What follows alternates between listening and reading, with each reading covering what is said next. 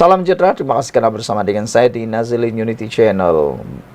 Apa yang dikata oleh Zahid kali ini ada benarnya, ada juga yang setuju betul.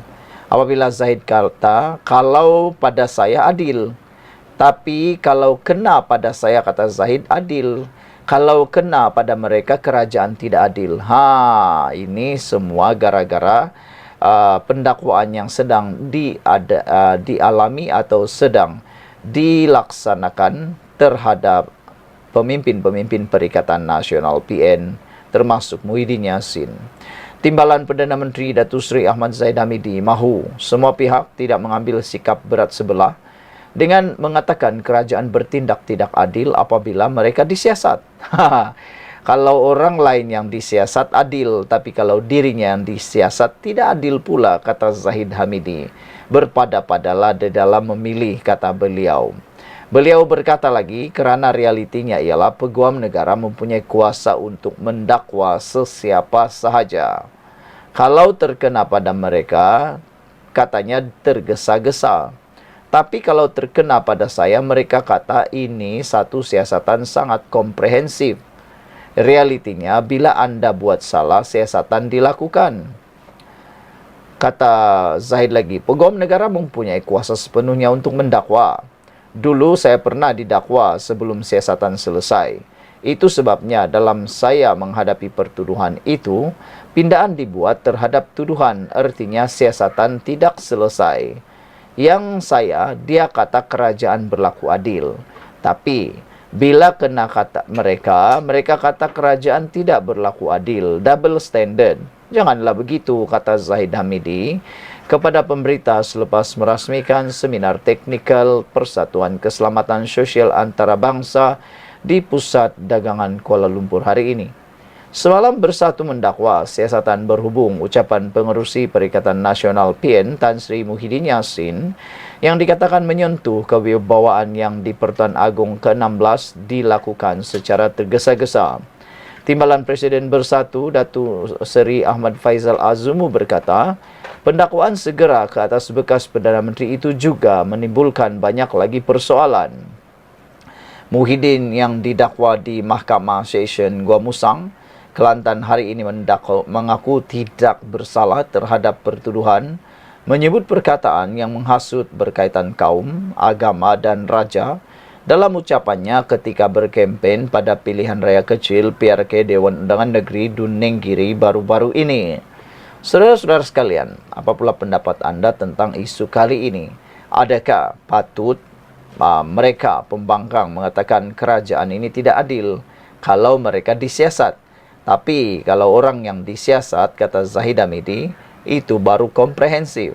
Sepatutnya kita perlulah bersikap adil, kata Zahid Hamidi. Kerana yang mendakwa itu bukan kerajaan, tetapi ketua hakim negara. Bukan ketua hakim negara, tetapi pejabat peguam negara. Mereka lah yang akan mendakwa. Realitinya, peguam negara mempunyai kuasa untuk mendakwa sesiapa sahaja.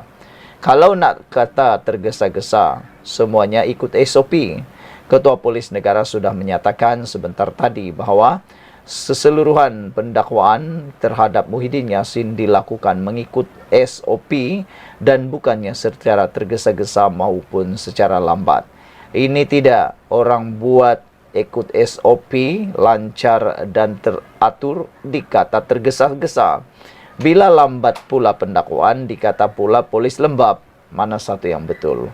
Sekian untuk kali ini. Jangan lupa tinggalkan komen anda. Salam sejahtera. Terima kasih kerana bersama dengan saya di Nazilin Unity Channel. Sebelum saya teruskan ulasan kali ini, nak minta bantuan anda semua, tinggalkan komen anda. Adakah anda setuju kalau PAS masuk dalam kerajaan perpaduan? Anda jawab dulu soalan itu, baru kita teruskan kepada isu yang panas ini. Layakkah PAS bersama dalam kerajaan perpaduan madani bersama dengan Anwar Ibrahim dan UMNO?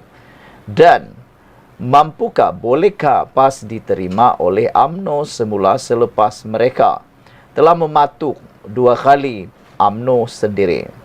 Dan mahukah DAP bersama-sama bekerjasama dengan PAS semula? Sedangkan PAS sudah melunyai DAP dengan teruk sekali. Sedangkan PAS telah menghina DAP dengan begitu teruk sekali. Namun demikian, hari ini kita dikejutkan pula dengan isu PAS kaji buruk baik jika bersama kerajaan perpaduan, kata Mursyidul Am. Saudara-saudara sekalian, Mursyidul Am PAS Hashim Jassin mengakui terdapat usaha daripada pihak tertentu yang mempelawa parti itu untuk bersama dalam kerajaan perpaduan pimpinan Perdana Menteri Anwar Ibrahim. Yang menjadi pertanyaan dan tanda tanya besar di kepala otak kita ialah siapakah pihak tertentu yang dimaksudkan oleh Mursyidul Am PAS ini, yaitu Hashim Jassin. Siapalah agak-agaknya orang yang kurang waras yang kononnya sedang mengatur supaya PAS dapat bersama dalam kerajaan perpaduan pimpinan Anwar Ibrahim ini.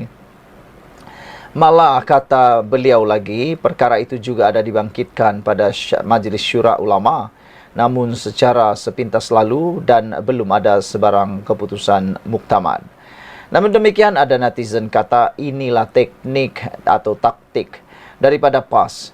Cuba untuk menarik perhatian, kononnya diajak masuk kerajaan, padahal hanya hidung tak mancung, pipi tersorong-sorong. Tak pernah dipelawa, tapi sendiri pula mempelawa diri. Semata-mata kononnya mau menunjukkan yang mereka itu sangat diperlukan, sangat relevan dan sangat penting.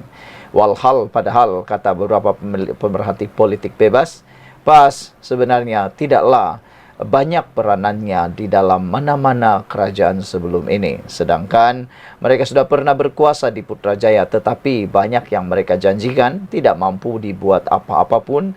Tiada perubahan yang ketara mereka mampu lakukan, kata mereka lagi. Malah kata Mursyidul Am PAS ini, kita perlu kaji dan tengok baik buruk mengenainya, dan adakah dalam kerjasama di dalam kerajaan itu ada DAP dan sebagainya. Perkara itu akan diteliti sebelum sebarang keputusan dibuat, katanya lagi. Ya, memang ada usaha daripada pihak tertentu yang mengajak kita bersama di dalam kerajaan perpaduan. Dan kita belum buat apa-apa keputusan lagi, kata beliau.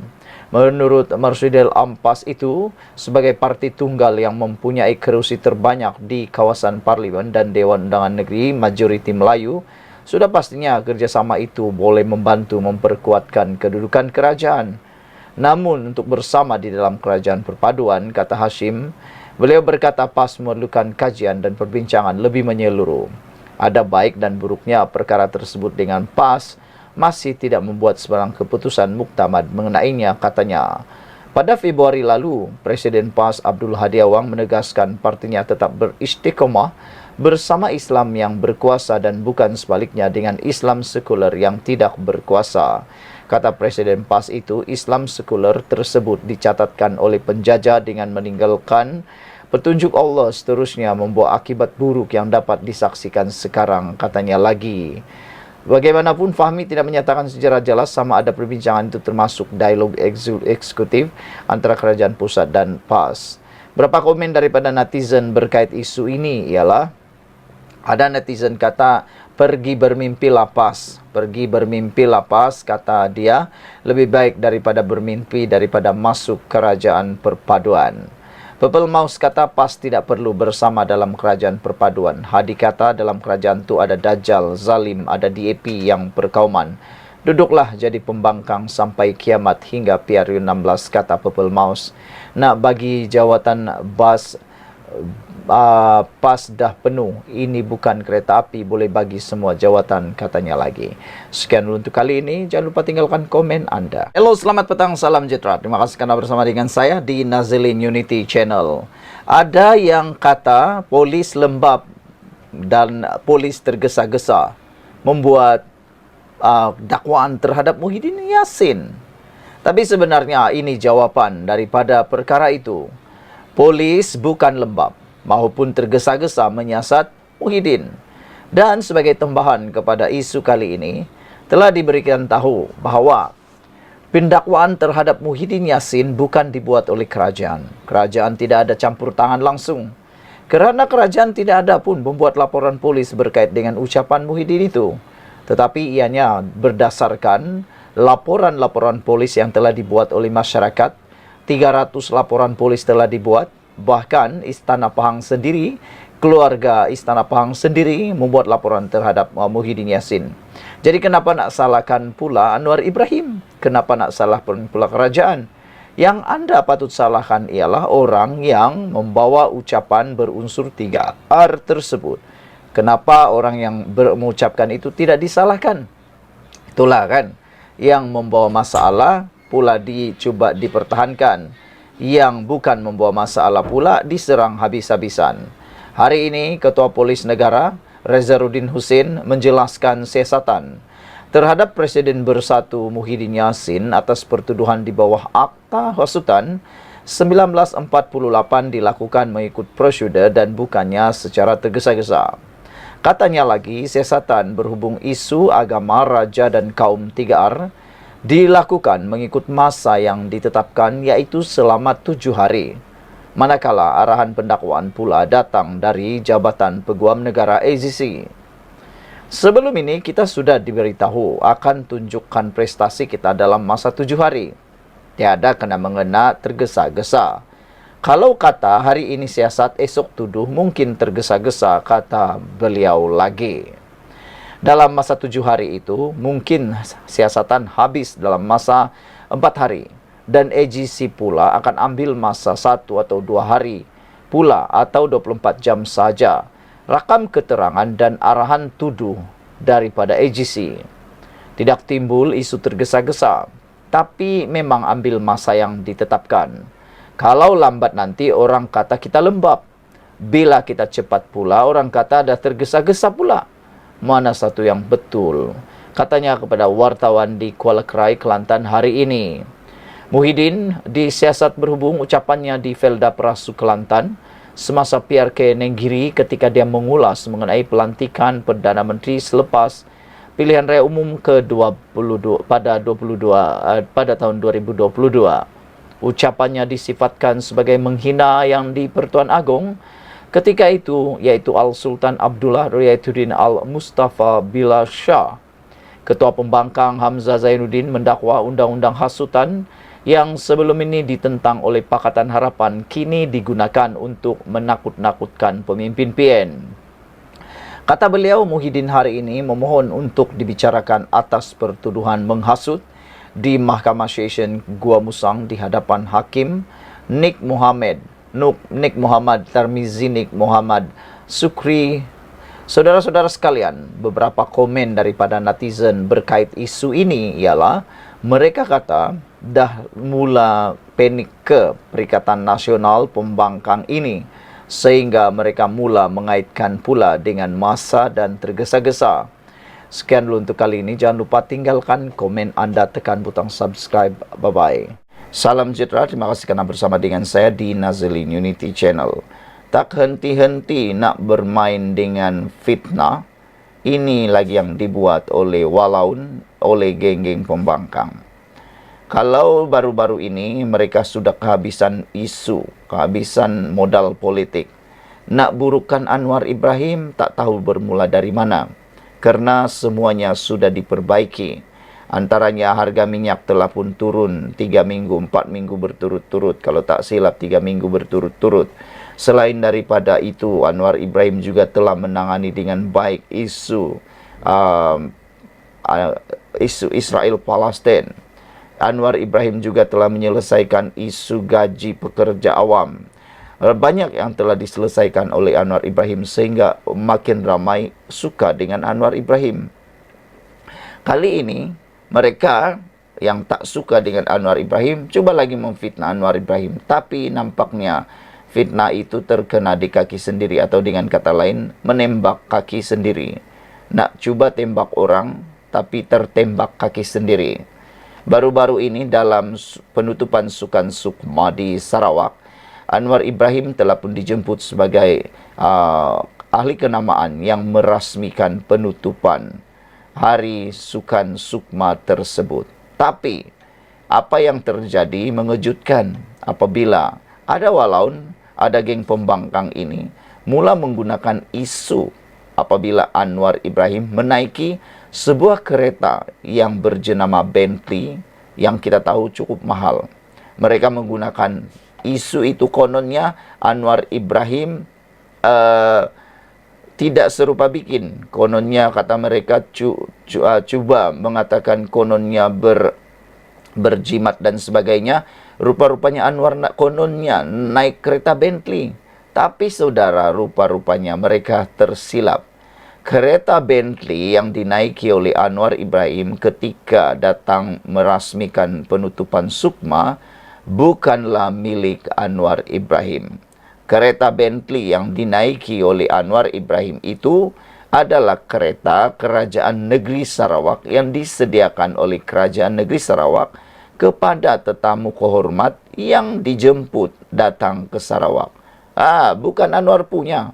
Aduh, kasihan jugalah kan geng-geng pembangkang walau ni ikut saja. Yang paling kasihan sekali maci-maci, paci-paci yang turut terpengaruh menyebarkan fitnah.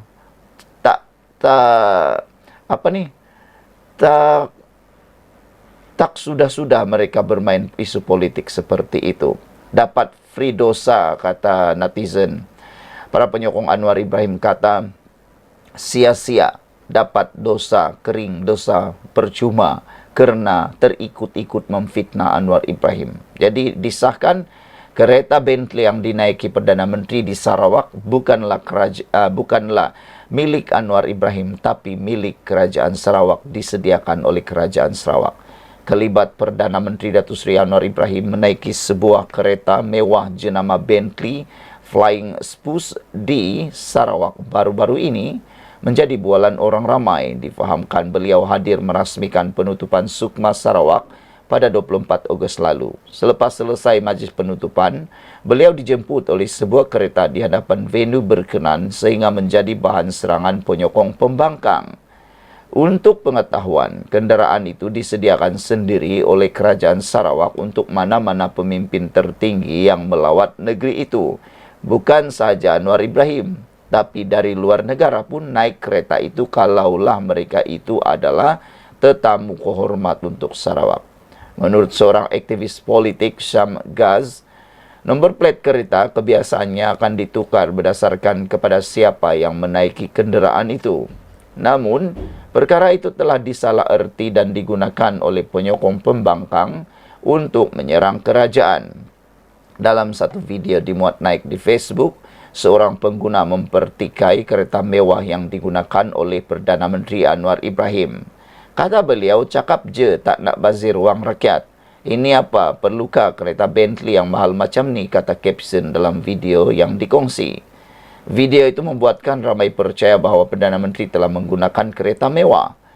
Itu yang kita kata tadi. Ramai kata sia-sia dapat dosa fitnah percuma. Perkara itu bagaimanapun dibidas Sam Gaz dan beberapa pengguna lain yang menjelaskan tentang situasi sebenar. Posting bodoh, katanya. Ini bukan kereta Perdana Menteri. Ini kereta Kerajaan Sarawak disediakan untuk pemimpin tertinggi melawat Sarawak. Plat akan ditukar berdasarkan kepada siapa yang naik, katanya di ruangan komen. Itu kereta tetamu yang disediakan oleh Kerajaan Sarawak. Takkan nak angkut kereta Perdana Menteri yang ada di Putrajaya bawa ke Sabah dan Sarawak, kata Marwan pula. Kerajaan Sarawak disediakan kereta ini untuk PMX semasa penutupan Sukma di Sarawak. Yang walau sakit hati kenapa? Bukannya PMX beli kereta tu. Ramai walau tak terima kenyataan, komen beliau lagi. Sekian untuk kali ini. Jangan lupa tinggalkan komen anda. Sila tekan butang subscribe dan kita jumpa lagi. Bye-bye. Salam sejahtera. Terima kasih kerana bersama dengan saya di Nazilin Unity Channel. Ramai orang yang cuba menyasarkan kerajaan dalam pendakwaan Muhyiddin Yassin dalam dakwaan menghasut di Mahkamah Gua Musang baru-baru ini. Ramai yang kononnya mempersalahkan Anwar Ibrahim, mempersalahkan Kerajaan Perpaduan, mempersalahkan Zahid Hamidi dan ramai lagi. Sebenarnya mereka silap. Rupa-rupanya pendakwaan terhadap Muhyiddin Yassin itu tiada kena mengena dengan kerajaan pun. Cuba lihat, kalau dianalisis dengan baik-baik, tiada pun daripada pihak kerajaan yang membuat laporan polis. Kalau dilihat dengan baik, yang membuat laporan polis ini sebenarnya ialah diketuai oleh Istana Pahang sendiri. Apabila Tengku Mahkota Pahang murka terhadap peristiwa dan insiden ucapan Muhyiddin Yassin itu. Jadi nak disalahkan kerajaan itu adalah tidak tepat sama sekali. Yang bersalah ialah orang yang mengeluarkan ucapan itu sendiri. Janganlah menyalahkan orang sendiri, salahkan diri sendiri. Dan menurut juru cakap kerajaan yaitu Fahmi Fadzil, beliau menegaskan bahawa yang membuat laporan polis itu ataupun membawa kes Najib, kes Muhyiddin Yassin di mahkamah bukanlah kerajaan. Bukan kerajaan bawa kes Muhyiddin ke mahkamah, kata juru cakap kerajaan ini. Fahmi Fadzil menegaskan sekali lagi bahawa bukan Putrajaya yang membawa pertuduhan akta hasutan terhadap bekas Perdana Menteri Muhyiddin Yassin. Berucap pada sidang media petang tadi, dia berkata, keluarga Diraja Pahang yang membuat laporan polis terhadap pengerusi Perikatan Nasional PN itu. Kalau ada orang kata, banyak pembangkang sekarang di dalam media sosial kata, ada yang kata Anwar Ibrahim hipokrit apabila menggunakan akta hasutan. Sebenarnya, Anwar tiada pun buat apa-apa. Yang membuat laporan polis itu termasuklah keluarga Diraja Pahang. Jadi, kenapa pula Anwar Ibrahim yang bersalah? Padahal Anwar Ibrahim tiada pun buat laporan polis. Yang mengheret Muhyiddin ke mahkamah ini ialah tindakan beliau sendiri dan laporan polis yang dibuat oleh 300 lebih orang dan juga termasuklah laporan polis dibuat oleh Istana Pahang. Berucap pada sidang media petang tadi, Fahmi berkata keluarga Diraja Pahang yang membuat laporan polis terhadap pengerusi Perikatan Nasional PN itu. Saya tegaskan sekali lagi bahawa bukan kerajaan yang membawa kes-kes berkaitan Sultan ini ke mahkamah, kata Fahmi.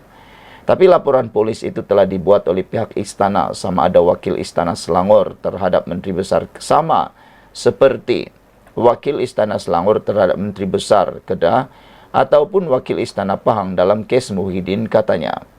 Fahmi yang juga Menteri Komunikasi menjawab kritikan terhadap Kerajaan Persekutuan kerana didakwa menggunakan akta hasutan terhadap musuh politiknya.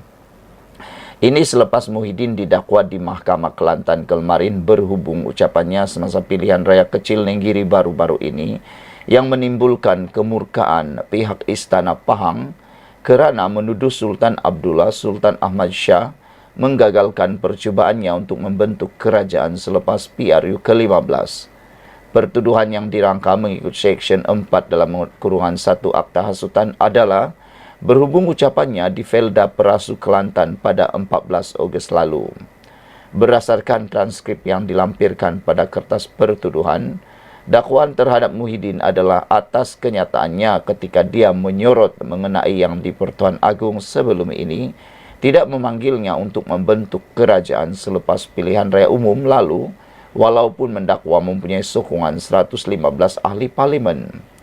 Sebelum ini, Menteri Besar Kedah Muhammad Sanusi Maknur yang juga daripada Perikatan Nasional dikenakan 2 pertuduhan di bawah akta hasutan berhubung kenyataan yang menyentuh pihak Istana Selangor. Sementara itu, mengulas lanjut, Fahmi mempertahankan peranan peruntukan undang-undang termasuk akta hasutan dalam mempertahankan institusi diraja. Menurut Menteri itu, golongan diraja tidak mempunyai forum untuk berdebat dan mempertahankan diri, tidak seperti ahli politik, ahli parlimen dan orang awam.